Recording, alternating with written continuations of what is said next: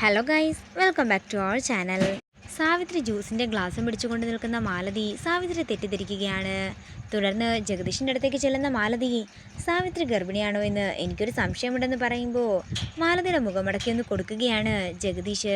നിന്റെ വീട്ടുകാരുടെ പഠിത്തമൊന്നും ഇവിടെ വന്ന് കാണിക്കേണ്ടെന്നും മേലാൽ ഇമാതിരി വർത്തമാനം പറഞ്ഞുകൊണ്ട് വന്നാൽ നിന്നെ ഇവിടെ നടിച്ച് പുറത്താക്കുമെന്ന് ജഗദീഷ് പറയുകയാണ്.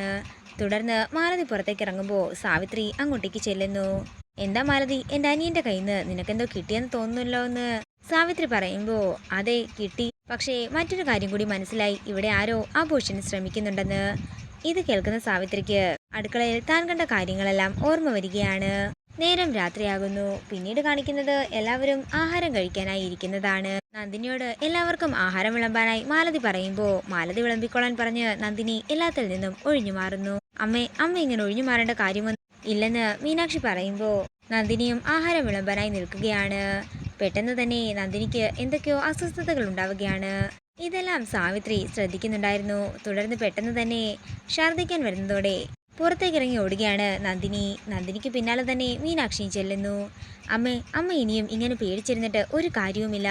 നമുക്ക് എല്ലാവരോടും കാര്യം തുറന്നു പറയാം, ഇല്ലെങ്കിൽ കൂടുതൽ വഷളാവുകയുള്ളൂ എന്നൊക്കെ മീനാക്ഷി പറയുമ്പോൾ അതൊന്നും വേണ്ടെന്നും ആരോടും പറയേണ്ടെന്നും ഒക്കെ തന്നെ പറയുകയാണ് നന്ദിനി.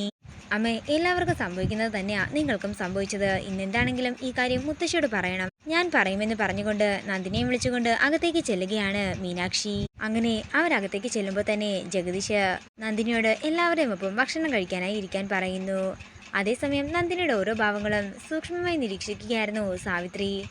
നന്ദിനിയുടെ അടുത്ത് എന്താ ഓരോ ഗർഭിണികൾ കാണിക്കുന്നത് പോലെയൊക്കെ ഭാവങ്ങൾ കാണിക്കുന്നതെന്ന് സാവിത്രി ചോദിക്കുമ്പോൾ ഇത് കേട്ട് ഞെട്ടലോടെ നിൽക്കുകയാണ് നന്ദിനി. ഇതേ സാവിത്രി, ഇങ്ങനെ നിലവാരമില്ലാത്ത കാര്യങ്ങൾ ഇവിടെ പറയാൻ നിൽക്കരുത്. ആരോട് എന്ത് പറയണമെന്ന് നിനക്കെന്താ ഇപ്പോൾ ഒരു ബോധമില്ലേ എന്നൊക്കെ ദേഷ്യത്തോടെ രാജലക്ഷ്മിയമ്മ ചോദിക്കുമ്പോൾ കരഞ്ഞുകൊണ്ട് തൻ്റെ മുറിയിലേക്ക് പോവുകയാണ് നന്ദിനി. നന്ദിനിക്ക് പിന്നാലെ തന്നെ മീനാക്ഷിയും ചെല്ലുന്നു. മോളെ, ഇപ്പൊ തന്നെ കണ്ടില്ലേ, കാര്യങ്ങൾ അറിയാതെ അവരിനെ ഇങ്ങനെയൊക്കെ കുറ്റപ്പെടുത്തുന്നത്. കാര്യങ്ങൾ കൂടി അറിഞ്ഞു കഴിയുമ്പോൾ അവർ രണ്ടുപേരും കൂടി മാറിയിരുന്നായിരിക്കും എന്നെ ഓരോന്ന് പറയുന്നത്. എനിക്കതൊന്നും കേൾക്കാനും സഹിക്കാനുമുള്ള ശക്തിയില്ല. അങ്ങനെ പറഞ്ഞിട്ടൊന്നും ഒരു കാര്യവുമില്ലെന്നും എന്താണെങ്കിലും കാര്യങ്ങളെല്ലാം എല്ലാവരും ഒരു ദിവസം അറിയേണ്ടതല്ലേ എന്നും പറഞ്ഞുകൊണ്ട് നന്ദിനി ആശ്വസിപ്പിക്കുകയാണ് മീനാക്ഷി. അങ്ങനെ മീനാക്ഷിയും നന്ദിനിക്കൊപ്പം തന്നെ കിടന്നുറങ്ങുന്നു. മീനാക്ഷി ഉറങ്ങിയെന്ന് ബോധ്യമാകുമ്പോൾ എഴുന്നേറ്റ് പുറത്തേക്ക് പോകുന്ന നന്ദിനിയാണ് കാണിക്കുന്നത്. ഇതോടുകൂടി ഇന്നത്തെ എപ്പിസോഡ് ഇവിടെ തീരുകയാണ്. വീഡിയോ ഇഷ്ടമായെങ്കിൽ മറക്കാതെ ലൈക്ക് ചെയ്യുക, ഷെയർ ചെയ്യുക, കമൻറ്റ് ചെയ്യുക. കൂടുതൽ സീരിയൽ അപ്ഡേറ്റ്സിനെ മറക്കാതെ സബ്സ്ക്രൈബ് ചെയ്യുക.